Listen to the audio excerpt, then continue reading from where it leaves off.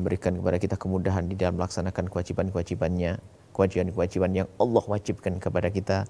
Di antaranya adalah kewajiban melaksanakan puasa di bulan Ramadan. Puasa di bulan Ramadan banyak keutamaan-keutamaan.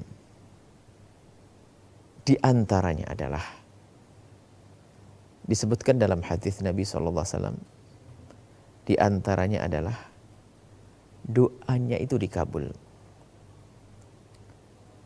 Baginda Nabi menyebutkan thalathu da'awatin la turaddu. Ada 3 doa orang yang ada 3 orang yang doanya tidak ditolak oleh Allah. Yang pertama adalah da'watul walidi li waladihi. Doanya orang tua terhadap anaknya. Masya Allah. Doa orang tua akan dikabul oleh Allah untuk anaknya. Ini tentunya sebagian ulama ada catatannya. Asalkan sang anak memang mendambakan doa orang tua. Tapi kalau anak sudah tidak butuh dengan doa orang tua, misalnya karena dengan durhaka, ya nggak nyampe. Karena dia sendiri yang membuat hijab. Jadi selagi anak itu normal, berbakti, nggak ada masalah, maka doa orang tua akan mudah nyampe kepadanya. Baik secara umum adalah doa orang tua ini sangat dikabul oleh Allah Subhanahu Wa Taala. Maka dari itu wahai para orang tua, khususnya ibunda-ibunda, semarah apapun kita, jangan bicara yang jelek. Jangan mengucapkan kalimat jelek untuk anak. Khawatir kalau itu dikabul. Semarah apapun Anda hendaknya Anda ucapkan kalimat yang mulia. Kalimat yang diridhai oleh Allah Subhanahu Wa Taala. Karena doa orang tua sangat mudah dikabul oleh Allah Subhanahu Wa Taala. Ini. Kemudian juga ada sebagian orang tua bukan sekedar mengutuk kadang.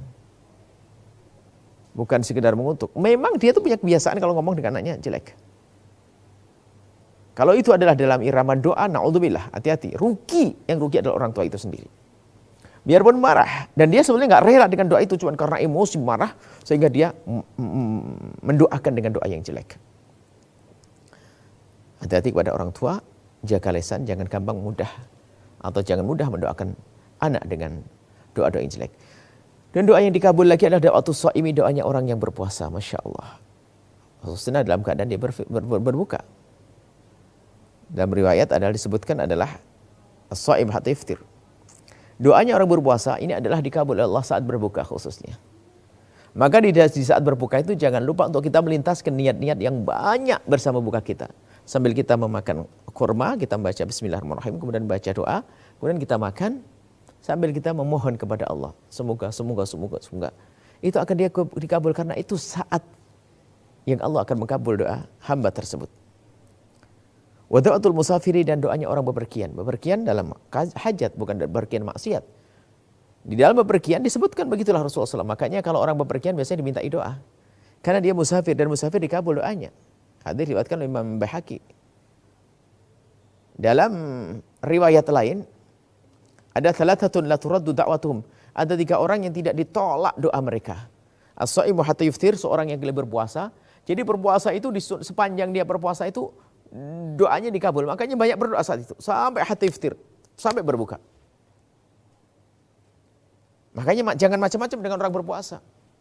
Sehingga dalam kajian yang lalu dianjurkan kalau kita lagi bermarahan dengan seseorang atau dicaci dan diolok, tinggal mengatakan, aku berpuasa. Aku berpuasa. Sadarkan kalau diri kita berpuasa, sadarkan dia kalau kita berpuasa, agar dia tidak mengganggu kita. Ini. As-shaim hatta yaftir, seorang berpuasa sampai berbuka. Ini terbentang waktunya. Mulai dari dia sahur sampai berbuka, ini waktu dikabul doanya. Maka jagalah orang berpuasa dan mintalah doa. Wal imamul adil, seorang pemimpin yang adil, Masya Allah doanya. Doanya adalah akan dikabul Allah. Maka dari itu Imam Hasan Basri itu, beliau berkata, kalau seandainya aku ini punya doa yang, kalau aku ditawari satu doa yang diterima oleh Allah, maka yang aku doakan adalah imamku akan menjadi orang adil. Kalau imamnya adil, mendoakan rakyatnya akan makmur sejahtera. Imam adil. Dan yang ketiga yang dianggap atau yang disebutkan sebagai orang yang dikabul doanya adalah wal madlum, orang yang dianiaya. Maka jangan sampai ada di antara kita menganiaya. Menganiaya itu mengundang petaka. Sebab yang dianiaya kalau mendoakan dengan doa jelek, dia marah lalu mendoakan kita, kita yang akan berantakan. Allah yang menyebutkan melalui lisan Rasulullah. Rasulullah tidak pernah berdusta. Dan Rasulullah adalah kekasih Allah, maka bisa jadi akan terwujud itu semuanya. Kalau kita berdolim kepada seseorang, maka akan menjadi sebab musibah bagi kita dengan kezaliman kita. Di dalam hadis ini disebutkan adalah orang yang berbuka. Maka sebetulnya pembahasannya masalah berbuka. Maka dari itu berbanyaklah di saat berbuka untuk membaca doa. Di antaranya adalah doa yang pernah dibaca oleh Nabi SAW. Kan Rasulullah SAW, idza aftar, Nabi itu kalau berbuka membaca doa, dhahabad dhama. Al-dhama adalah haus dahaga. Di saat berbuka itu, dhahabad dhama. Al-dhama, dahaga sudah hilang. Wabtalatil uruq, tenggorokanku menjadi basah karena air minum atau makanan. Tapi wa thabatal ajru insyaallah, dan pahala akan senantiasa tetap. Ini adalah dari baginda Nabi SAW diriwayatkan oleh Imam Abu Daud. Akan tapi di sana ada doa. Itu gabungan daripada riwayat dari Abdullah Umar dan sebagainya digabungkan dalam satu doa yang maknanya luar biasa. Yang selama ini kita baca itu. Allahumma laka sumtu wa bika amantu wa ala rizqika aftartu bi rahmatika ya arhamar rahimin. Ada masalah kebenaran doa tersebut kami hadirkan dalam kesempatan yang berbeda tentang rincian, dan ini kumpulan daripada doa-doa yang diambil dari Nabi SAW dan bukan sebuah penyelewengan. Maka dari itu, doalah, baca.